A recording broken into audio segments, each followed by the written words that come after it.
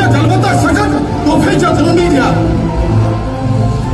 आता इथे राज्य आपलं आहे. तर हे श्रेणीचे राज्य सर्वांनी एकत्रित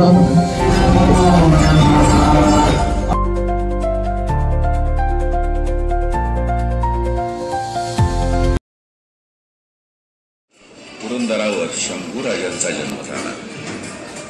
आम्ही जे केलं ते करताना फळाचा विचार कधी केलाच नव्हता. आम्ही हे कुठल्याही नावलौकिकासाठी नाही केलं, छत्र चामरासाठी नाही केलं.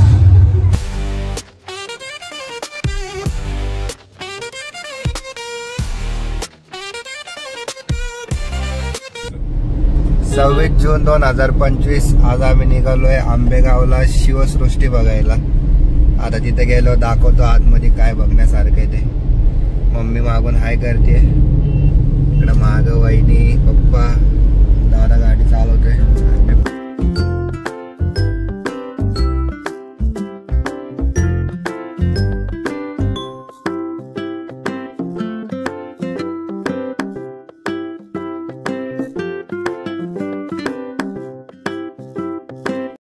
पोहोचलोय शिवसृष्टीला. माझ्या मागं जी दिसतंय ही मुख्य इमारत आहे आणि या साईडला सरकार वाडा आहे आणि इथूनच एंट्री आहे बहुतेक. आता पुढे गेल्यावर बघतो.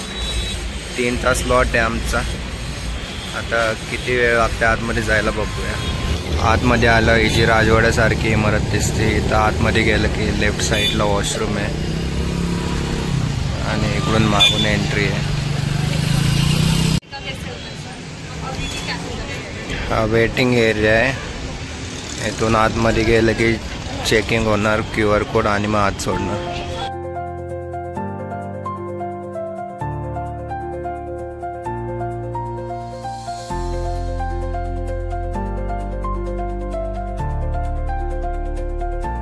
आमचा 3चा स्लॉट होता. तिकीट घरातून आत आलं की इथं मागं QR कोड दाखवून मग आपण आपले तिकीट घ्यायचे आणि त्यानंतर इथं मागं बसवलंय लोकांना या साईडला. तिथं जोपर्यंत 100 लोक होत नाही तोपर्यंत आतमध्ये सोडत नाही.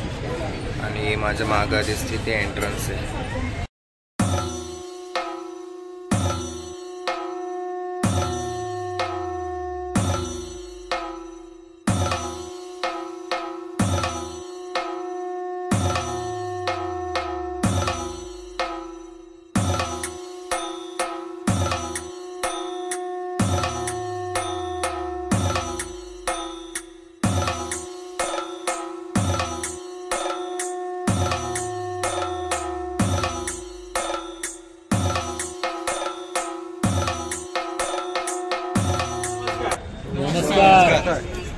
सर्वांना नमस्कार. पाहिजे छत्रपती शिवाजी महाराजांचा इतिहास जाणून घ्यायचा. शिवसृष्टी पाहायला साधारण आपल्याला 3 ते 4 तास लागणार. सगळ्यांच्या हातामध्ये बँड आहेत. बँडवर जेवढी दालनं त्याची तुम्हाला पहिल्या टप्प्याला पाहायला मिळतील. दुसऱ्या टप्प्याला स्वराज्य स्वधर्म स्वभाषा याच्या आधारित एक शो पाहायला मिळणार.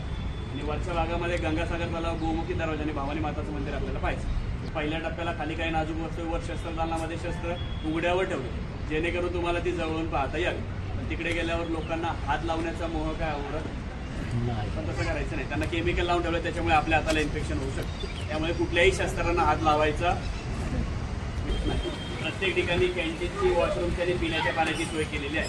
तुम्हाला ब्रेक दिला जाईल त्यावेळेतच कॅन्टीनमध्ये ब्रेक घ्यायचा. कुठलेही खाद्यपदार्थ कुठल्याही ताणामध्ये घेऊन जायला परमिशन नाही. प्रत्येक ठिकाणी आपण ग्रुपला नावं देतो. शेवटपर्यंत आपल्या ग्रुपचं नाव विसरायचं. आपलं नाव विसरलं तरी चालेल, ग्रुपचं नाव विसरायचं नाही. लक्षात इकडे जो ग्रुप असतो आपल्या ग्रुपचं नाव किल्ले मल्हारगड. काय ग्रुपचं नाव नाही. लक्षात ग्रुपचं नाव विसरायचं नाही. इकडे जो ग्रुप असतो आपल्या ग्रुपचं नाव किल्ले रामशेज. श्री रामाचं नाव दिलंय. महाराजांच्या काळामध्ये 1 वर्ष लढवत ठेवलाय. संभाजी महाराजांच्या काळामध्ये 5 वर्ष लढवत ठेवलाय. राहील लक्षात ग्रुपचं नाव काय आपल्या. आता आपली सुरुवात ही दुसऱ्या टप्प्यापासून होणार. समोर बिल्डिंग दिसते आपल्याला, तिकडे जायचं. वाड्यातून बाहेर पडायचं आणि मग तिकडे जायचं. परत प्रश्न नको रे आम्हाला वाड्यातून बाहेर का काढू. तिकडचा भाग पाहून झाल्यावर मग आपल्याला इकडे बघायला यायचं. राहील लक्षात करायची सुरुवात. जरा पहिला मल्हारगड ग्रुप एका रांगेमध्ये बाहेर पडत.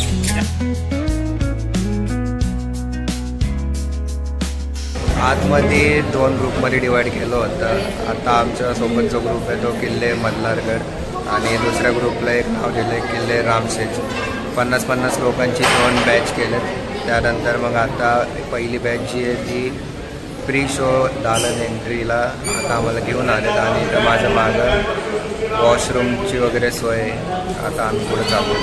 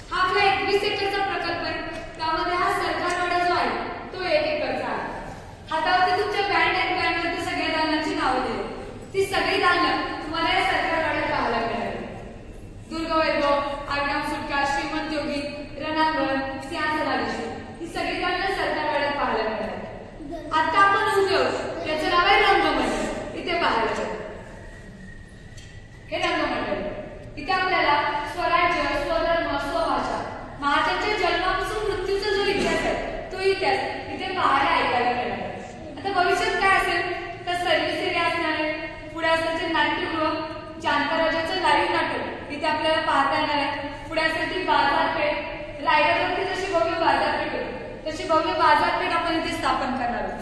एका बाजूला 21 दुकानं, एका बाजूला 22 दुकानं तिथे आपल्याला पाहायला मिळाले. पुढे असेल ते कोकण कॅफे, खांदेरुंदीचे युद्ध, श्रीमंत योगी, पन्हाळगड विशाळगडची लढाई या दालनामध्ये आपल्याला पाहायला मिळाले. आता देखील श्रीमंत योगी आहे, पन्हाळगड विशाळगड आहे, पण तो छोट्या प्रमाणात आहे. भविष्यामध्ये 500 लोक एकत्र बसून इतिहास पाहतील, त्याचा आनंद घेतील, एवढ्या मोठ्या प्रमाणात ते दालन इथे निर्माण होणार आहे. या 21 एकरच्या प्रकल्पाला उंचवट्यावरचं ठिकाण दाखवलं आहे, त्याचं नाव आहे माची. ही माची आपल्याला इथे पाहायला मिळते.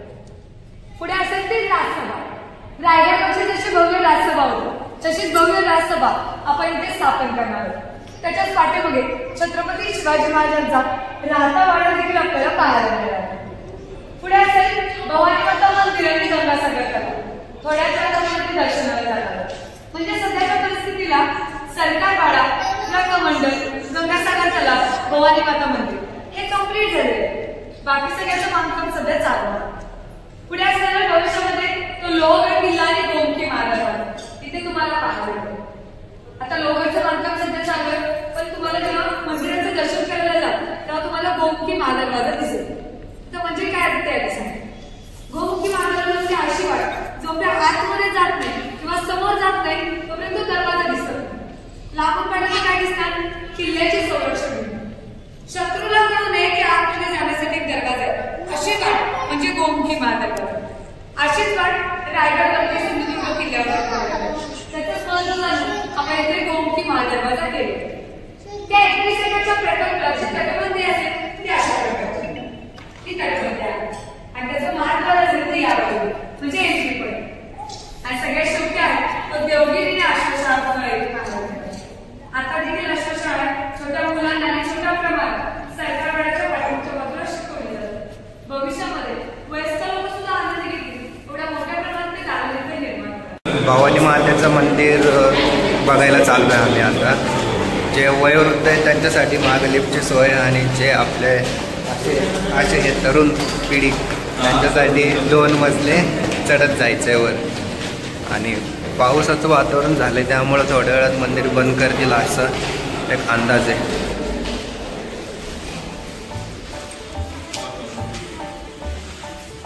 सुंदर गोमुखी दरवाजा.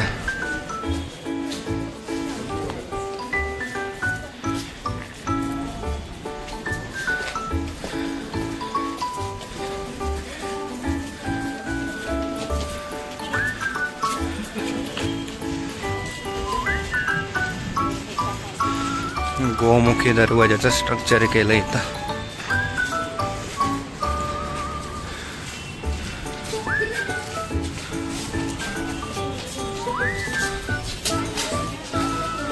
देवळ्या पण केल्यात. अजून इथं बांधकाम चालू आहे.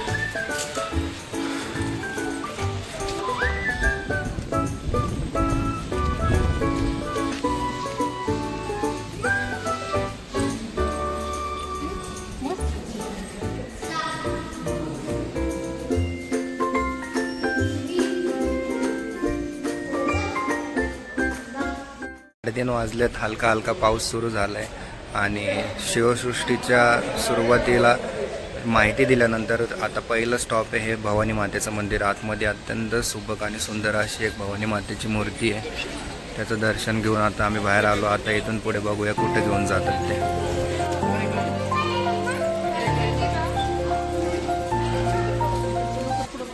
पूर्ण दगडी बांधकाम आहे हे सगळं आणि भवानी मातेच्या मंदिराच्या बाजूला असं सगळं हे केलंय, कंपाऊंड टाईप केलं आणि त्यामध्ये पाणी सोडलंय.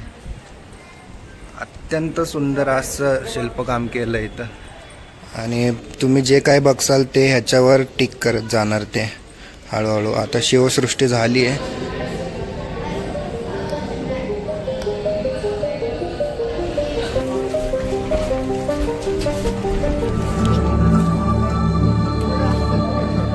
सुस्वागत मी आहे या कालकुटीचा नियंत्रण इतिहास.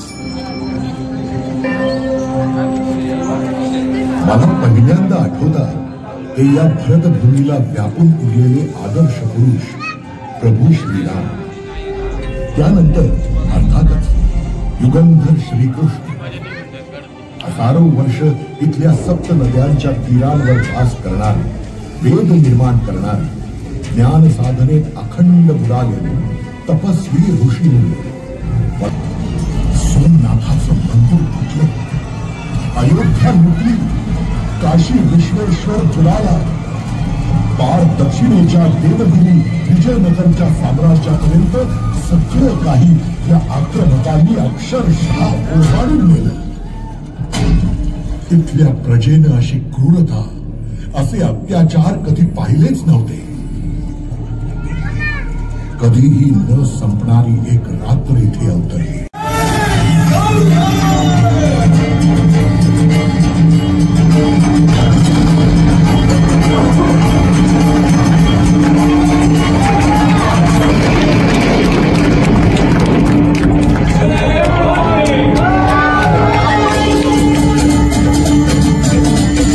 त्यांना त्यांच्या जन्मता सकट तोफेच्या धोनी द्या. आता इथे राज्य आपलं.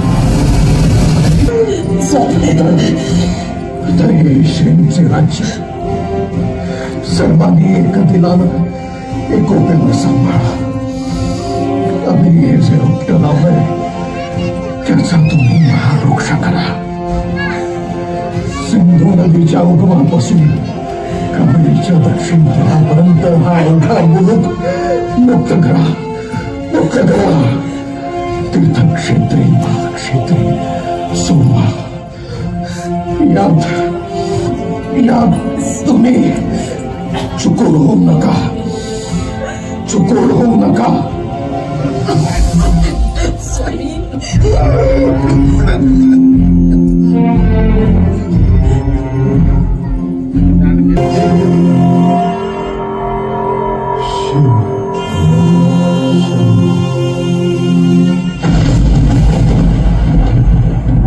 शिवाजी महाराजांच्या जीवनावर आधारित 3D चित्रपट असा त्यांचा जीवनपट दाखवला आतमध्ये.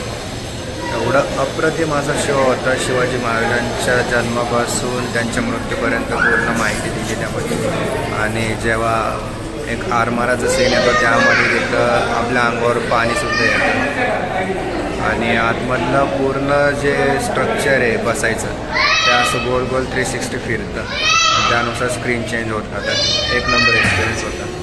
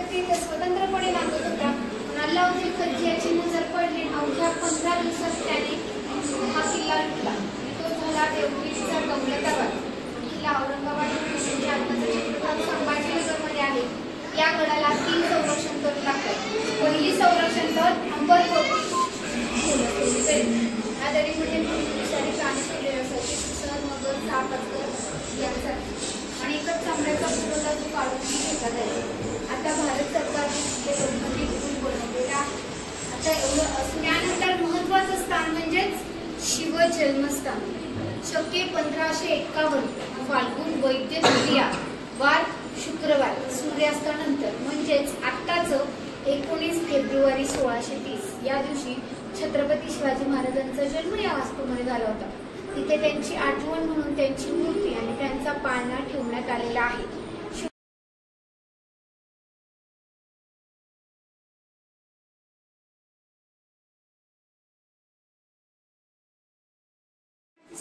मुरादबाजी देशपांडे आणि अफगाणी पठाण दिलेर खान यांच्यासोबत युद्ध पण झालं आणि हे युद्ध थांबवण्यासाठी नायगावस्तव छत्रपती शिवाजी महाराजांना जगप्रसिद्ध असा पुरंदरचा तह करावा लागला. पुरंदरावर शंभूराजांचा जन्म झाला.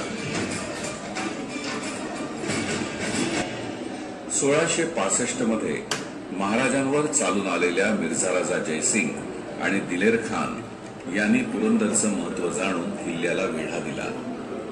31 मार्च 1665 पुरंदरचा वेढा सुरू झाला. उत्तरेकडून नारायणपूरच्या दिशेनं खुद्द मिर्झा राजे आणि दिलेर खाननं छावणी टाकली. पुरंदर आणि वज्रगड हे जोड किल्ले होते. वज्रगड पडल्यास पुरंदर जिंकणं सोपं होईल हे दिलेर खानानं ओळखलं. त्यानं त्याचं पूर्ण लक्ष आणि 80 मराठे त्या प्रचंड स्फोटात मारले गेले.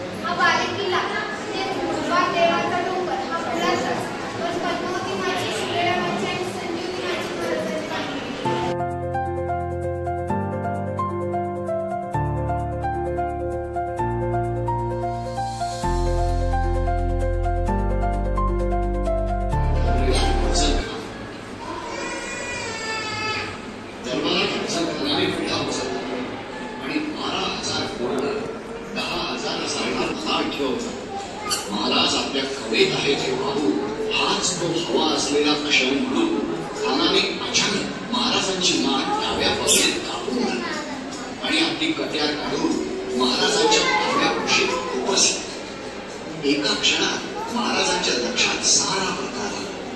क्षणाभर त्यांनी डाव्या हातातील दबावलेलं वागणं खानाच्या पोटात खुपसलं आणि उजव्या हाताने पोटावरच पिंजऱ्याचा मारा करत त्याची आकडी बाहेर काढली.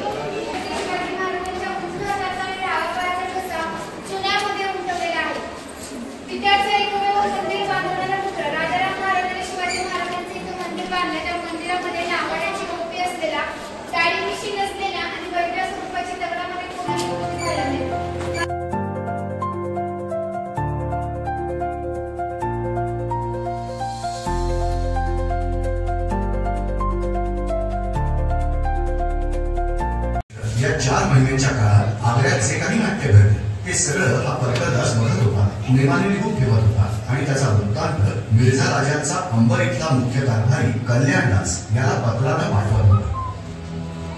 शिवाजी महाराज आणि संभाजी राजे यांनी बादशहाला नजराणा अर्पण केला. बादशहाने शिवाजी राजांची फारशी दखल घेतली नाही.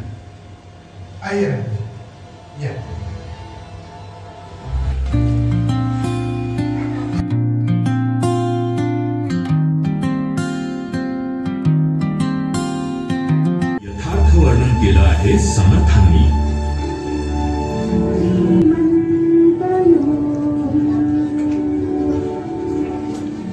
आम्ही जे केलं ते करताना फळाचा विचार कधी केलाच नव्हता. आम्ही हे कुठल्याही नावलौकिकासाठी नाही केलं, छत्र चामरासाठी नाही केलं. बालपणापासूनच आऊसाहेबांनी इथल्या आसमानी सुलतानीच्या उन्मत्त कहाण्या आम्हाला सांगितल्या. मनुष्यतेची रात होत होता, मंदिरे तीर्थक्षेत्र मोडली जात होती, माता भगिनी भ्रष्ट केल्या जात होत्या. त्याची जीव कुणासच येत नव्हती.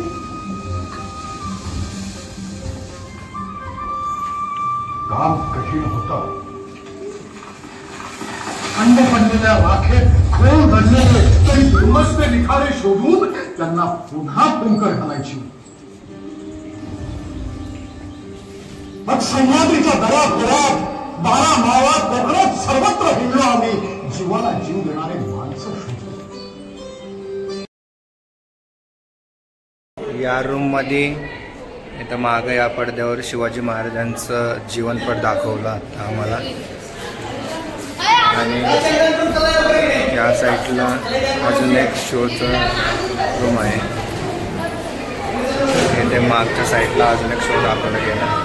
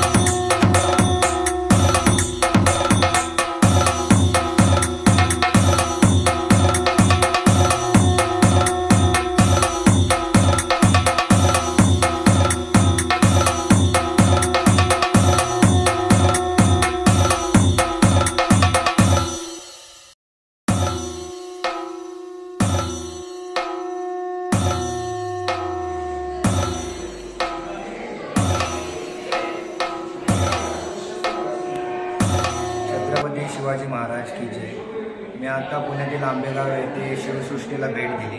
या शिवसृष्टीमध्ये अनेक प्रकारचे विविध असे गडकिल्ले दाखवले. गडकिल्ल्यांवर विविध अशा प्रकारचं ॲनिमेशन करून एकदम नवीन प्रणाली वापरून त्यांनी व्हिज्युअल दाखवले.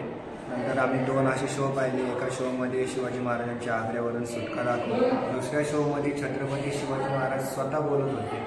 ते एवढं अप्रतिम वाटत होतं की असं वाटत होतं जणू आपल्या समोर शिवाजी महाराज थांबलेत आणि ते आपल्यासोबत त्यांच्या मनातला संवाद साधत आहेत. तुम्ही पण एकदा नक्की या आणि इथं भेट द्या. ही शिवसृष्टी सध्या पुण्यातील आंबेगाव येथे स्थित 21 एकरमध्ये स्थित आहे. या शिवसृष्टीला 15 तारखेपर्यंत 15 जुलै 2025 पर्यंत 50 रुपये एवढं तिकीट आहे. तुम्ही इथे येण्या अगोदर ऑनलाईन तिकीट बुक करू शकता आणि इथे येऊन भेट देऊ शकता.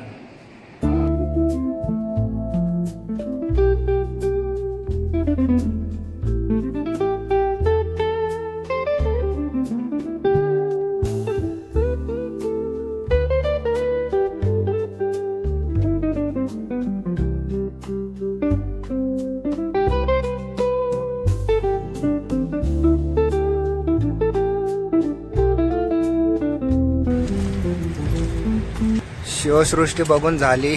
आता निघालोय घरी. हे शिवसृष्टीचं पार्किंग आहे आणि या साईडला ती जी पहिली दाखवलेली ती इमारत, त्या साईडला आमची गाडी लागली आहे. पार्किंग भरपूर मोठं आहे. या साईडला मागे 4 व्हीलर पार्किंग आहे आणि इथं माग आहे. इथं गाडी आमची. ओव्हरऑल एक्सपिरियन्स खूप छान होता. म्हणजे वर्थ आहे इथं येणं. आयुष्यात प्रत्येकाने एकदा तरी इथं आलंच पाहिजे. म्हणजे महाराजांचे विचार जागवण्याचा खूप चांगला असं त्यांनी प्रयत्न केला आहे आणि शस्त्र वगैरे पण खूप छान छान लावलेत तिथं. आणि हा आज इथं यायचा प्लॅन पूर्ण दादाचा होता. तो ऑफिसला कल्टी देऊन इकडं आलाय ऑफिसवाल्यांना वाटतंय तो काम करतोय, पण ऍक्च्युअल मध्ये तो इथं शिवसृष्टी बघतोय. करावं लागतंय, संसारी माणसाला करावं लागतंय. ही आमच्या वहिनी आणि ही आमची गाडी. चला तर निघतो आम्ही. Bye bye.